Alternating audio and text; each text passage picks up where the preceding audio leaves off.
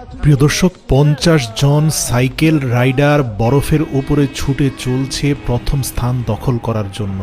আপনারা দেখতে পাচ্ছেন ইতিমধ্যে বরফের মধ্যে পিছলা খেয়ে একজনের সাথে আরেকজনের সংঘর্ষ ঘটে কয়েকজন ইতিমধ্যে বাদ হয়ে গেছে।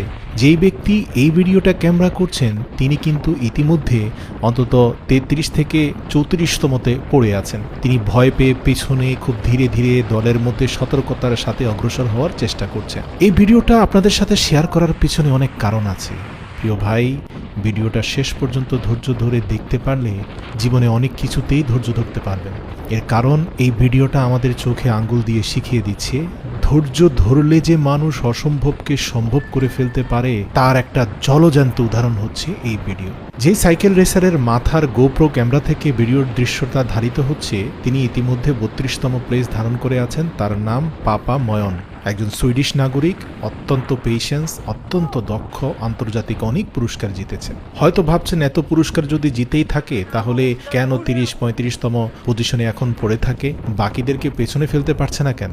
কারণ তিনি জানেন 10 থেকে 15 মিনিট লম্বা রেসের মধ্যে আসলে কিভাবে নিজের শক্তিকে সঞ্চয় করে রাখতে হয় এবং সুযোগ বুঝে সময় বুঝে সেটার ব্যবহার করতে হয়, এই দক্ষতা এই যোগ্যতা তার আছে।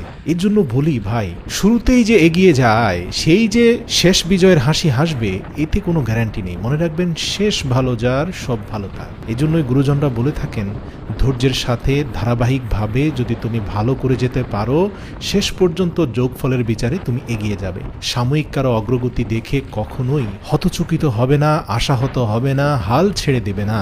সময়ের চেয়ে বড় অস্ত্র পৃথিবীতে নেই। সময় তোমাকে বলে দিবে কখন তোমার সময় এসেছে, কখন তোমাকে তোমার চূড়ান্ত বিজয়ের জন্য এগিয়ে যেতে হবে। এই ভিডিওটা তারই একটি জলজন্ত উদাহরণ। আপনারা দেখতে পাচ্ছেন যে ইতিমধ্যে সে 20তম পজিশন ধারণ করেছে। এই পাপা ময়ন নামের সাইকেল রাইডার কিন্তু অত্যন্ত শক্তিশালী। এখানে অন্য যেসব রাইডাররা আছে তাদের থেকে তার স্ট্যামিনা অনেক হাই, কিন্তু সে চুপচাপ বসে আছে কারণ দলবদ্ধভাবে সে অধিকাংশ পথ পার করতে চায়। সে চায় না এককভাবে সামনে গিয়ে মানসিকভাবে প্রেসারে পড়ে যেতে। মনে রাখবেন, এই দলে যারা একেবারে সামনে আছে ওই পজিশন ধরে রাখার ব্যাপারে বাড়তি একটা প্রেসার তার ব্রেনে থাকে। পিছনের মানুষের কিন্তু ওই রকম প্রেসার থাকে না। তো এখানে আসলে শারীরিক শক্তির পাশাপাশি একটা মনস্তাত্ত্বিক লড়াই আছে, আর এই লড়াইয়ে যারা জিতে যায় তারা জীবনে অনেক দূর এগিয়ে যেতে পারে। আমি আমার ব্যক্তিগত জীবনে এমন অনেককে দেখেছি যারা স্কুল জীবনে অনেক ভালো ছাত্র ছিল, প্রত্যেকটা সাবজেক্টে তারা A+ পেত, ক্লাসে সবচেয়ে বেশি পরিমাণে ভালো পারফর্ম করত, প্রত্যেকটা ক্লাস টেস্টে ভালো পারফর্ম করত, SSC HSCতে গোল্ডেন GPA পেয়েছিল। সেই অনুযায়ী আমার একাডেমিক লাইফের রেজাল্ট খুব একটা ভালো না। খুব একটা ভালো না বললেও ঠিক হবে না, একেবারে হতাশাজনকই বলা যেতে পারে। অর্থাৎ কোনোভাবে